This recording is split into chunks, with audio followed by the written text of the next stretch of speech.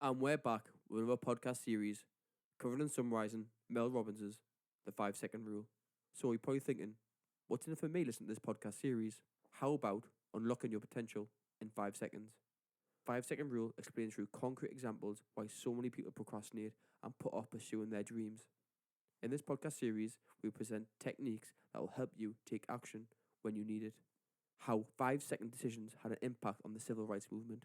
What percentage of employees are waiting to talk to their bosses about needed change, and how the 5 second rule can help you stop worrying. So let's get on to the first key principle from the book. The 5 second rule is a simple decision making tool that can change your behaviour. It was 6 in the morning on a dark winter's day in Boston when the author was rudely awakened by the sound of her alarm clock.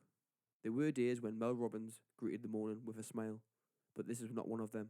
She was unemployed, burdened with money troubles, and had a drinking problem.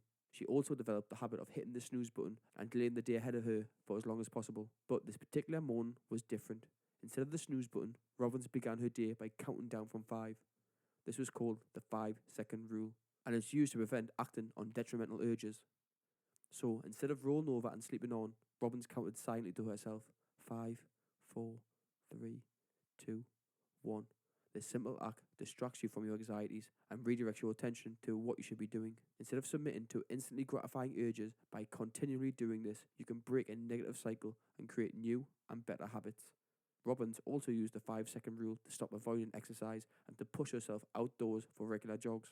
And when she felt like procrastinating on updating her resume, it was 5, 4, 3, 2, 1, and she got the work. This tool is especially useful if you're the kind of person who sits around waiting for inspiration to strike. In 1954, psychologist Julian Rotter coined a concept known as the locus of control.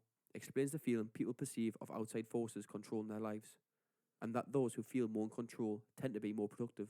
We're often told to keep an eye out for opportunities and to take them when they appear, but the best advice is to assert control over your own destiny and create opportunities yourself.